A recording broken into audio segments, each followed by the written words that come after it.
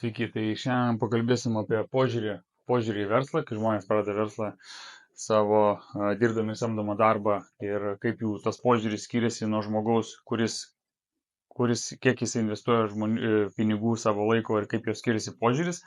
Tai vėlgi, kaip ir minėjau, mano vardas Andrius Kepežinskas ir padedu žmonėms, kurie dirba samdomą darbą ir nori tiesiog pradėti savo veiklą, save realizuoti kažkaip ir per 12 mėnesių susikurti tokias pačias pajamas kaip darbė ir toliau tęsti savo veiklą versle. Tai va, tai sakykime, yra keli variantai. Imkim, čia paėmiau 10 žmonių ir čia investicijos yra, tarkim, 1000, 2, 3, 1000, 2, 5 ir 10, nu kaip pavyzdys. Tai sakykime, jeigu žmogus, tarkim, gauna ten pusantro, kaip pavyzdys, 1000 eurų, kaip pavyzdys atlyginimą ir jisai nori pradėti savo biznį, jisai galbūt turi netgi kažkiek tai pinigų. Aš vėlgi, kodėl noriu pasakyti va, šitą sumą pinigų, nes vėlgi pagal tai labai svarbu, kaip žmogus vertina tą pinigą, ar ne. Tai šitam žmogui šitie pinigai bus labai dideli. Šitie jau tokie irgi pakankamai rizikingi, šitie irgi, bet tai nėra labai baisiai, ta prasme, kaip ir padoriai pakenčiama, galima prarasti. Šičia tokie per viduriuką, nes jeigu žmogus, tarkim, 5 uždirba, tai jam jau čia nais iš vis tam, ta prasme, gali tiesiog išmesti realiai. Šitie jau truputėlį daugiau, čia jau įdomu, ar ne, o čia jau yra truputėlį didesni pinigai. Tai dėl to įmam, sakykime, vidurkį, tokį maždaug, gali būti ir 2, ir 3, nesvarbu, kiek tai bebūtų, ar ne. Tai imkim 10 žmonių dėl to, kad vėlgi yra kažkokia tai statistika, ar ne, tai iš 10 dažniausiai yra atitinkamas žmonių kiekis, kuris išsisegmentuoja. Tai sakykim, kaip ir mokyklai turbūt ir savo klasiai buvo, ar ne, jeigu ten 30 žmonių, tai kažkokia dalis labai gerai mokosi, dauguma vidutiniškai ir dalis yra prastai, nesvarbu, kad ta informacija yra ta pati, ar ne. Tai čia lygiai taip pat. Tai jeigu žmogus, tarkim, investuoja tiek pinigų, tai jeigu reikės jam kažką tai daryti ar bus kažkoks tai iššūkis, jam labai lengva paprasta mesti ir išeiti, nes jisai labai daug ir nepraranda, ar ne. Pabandžiau, man nepavyko, neišėjo, čia ne man ir taip toliau. Ir tikriausiai kokie 7 iš 10 tikrai mes ir sakys, ai velniau, man čia nėra ten labai taip svarbu ir ką padarysi, tikriausiai man nepasisekė, apkaltinsim tą, tik ne save ir viskas, ir gyvensiu toliau, savo ramiai, savo komforto zonai. Viskas yra gerai, buvo ir bus tokių žmonių. Toliau sekantis etapas yra truputėlį jau daugiau, ar ne? Tai jau, kai investuoji, jau truputėlį gaila prarasti, nes tu įdėjai savo finansus, tos pinigus, kuriuos tu tikriausiai uždirbai, gal taupėjai ir panašiai, kur tu galėtum kažką tai nusipirkti ar namuose, ar dar kažkur. Ir jau tu, reiškia, investuoji, tu jau pradedi tikėti, kad tu gali tai padaryti. Investuoji savo laiką, savo pastangą, savo finansus, ar ne, mokaisi, tobulėjai. Ir jau šitoj vietoj bus kokie, sakykime, 5 galbūt, kurie jau kažką tai daugiau padarys, palyginus su šitais žmonėm, ar ne. Jeigu žmogus, sakykime, investuotų, sakykime, dvigubai, čia beveik 3 daugiau negu uždirba, ar ne, tai jau čia tikrai nemaži pinigai, jisai galbūt galėtų nusipirkti kažką tai savo, ar ten mašiną, ar dar kažką, bet jisai nori tiesiog daugiau geriau gyventi, arba tiesiog nori savo kažko ir jisai pasiryžęs yra tiek, galbūt dar kažkur tai netgi ir pasiskolino, tam, kad investuotų tiek pinigų. Šitoje vietoje jau, kai bus sunku arba bus krizinis laikotarpis, nes visiems būna čia krizinis laikotarpis, tikriausiai didžioji dauguma vis tiek bandys spręsti ir lipti iš tos problemos ir čia paimkim kokie galbūt jau bus, 4 galbūt, 4, 3, 4, kurie mes vis tiek tai bus. Ir, arba, mes.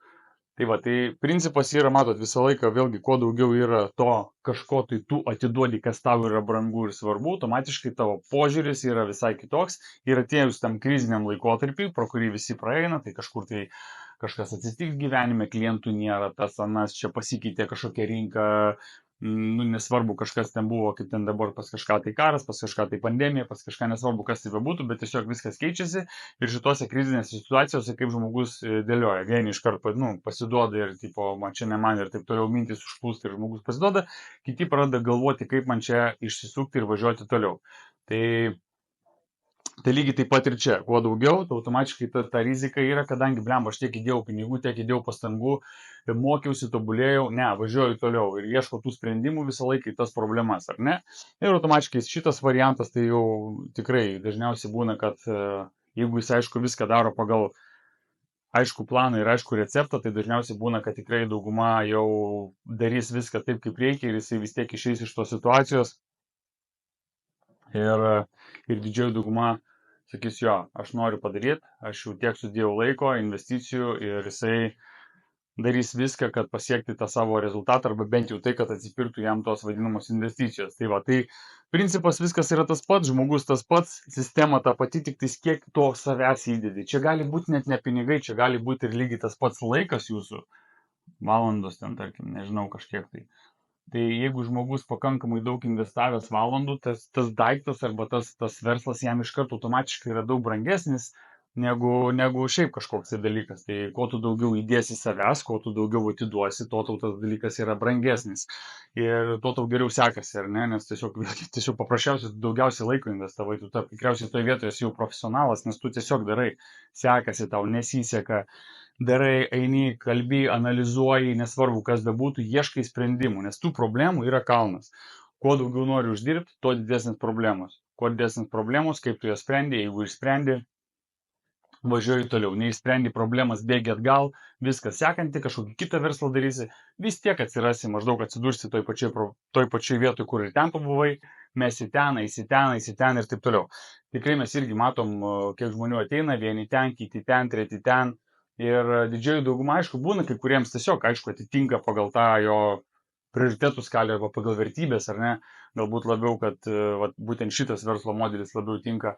Bet kartais mūsų veikloje, tarkim, kas liečia tinklinę rinkodarą, matau, kad tiesiog žmonės vis ieško, visi atsiduria į tą pačią problemą ir vėl kažko kito, pas kažką tai geriau ir laksto toksai, žinot, to nėra profesionalizmo arba nežinau, va, jeigu jūs pažįstat kažkokį žmogų, kuris galbūt ir dantistas, ir kirpėjas, ir statybininkas, nu kažkaip tai, nežinau, man tokio patikimumo nekelia.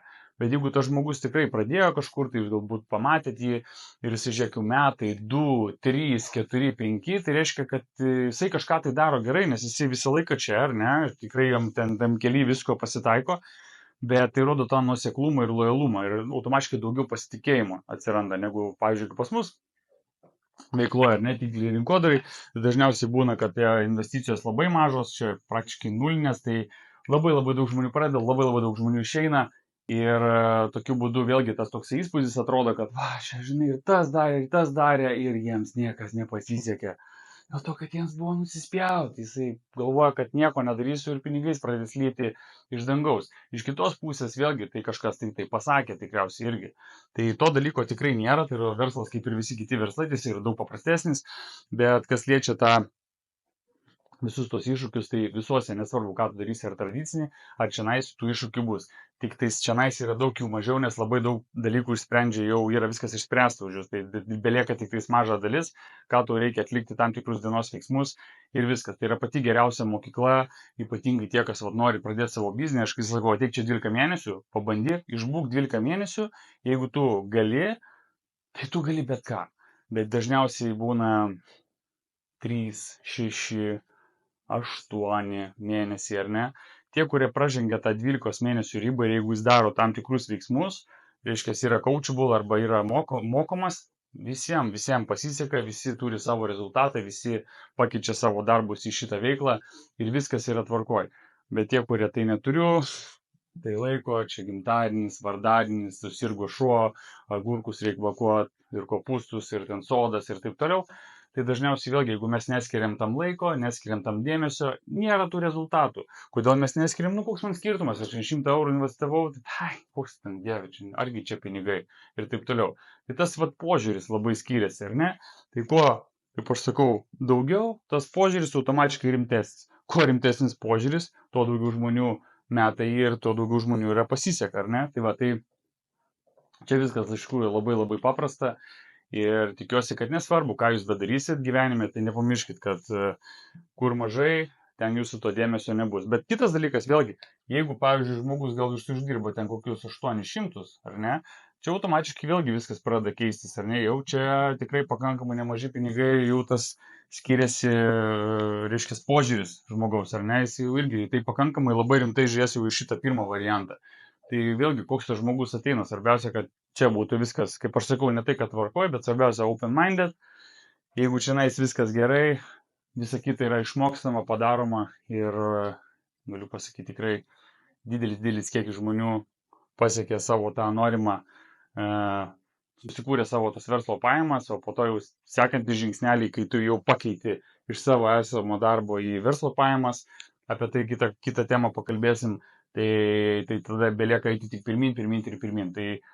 Tai vat trumpai tiek, jeigu norit pradėti savo veiklą, norit pradėti savo biznį, susisiekit, kažką sugalvosim. Iki.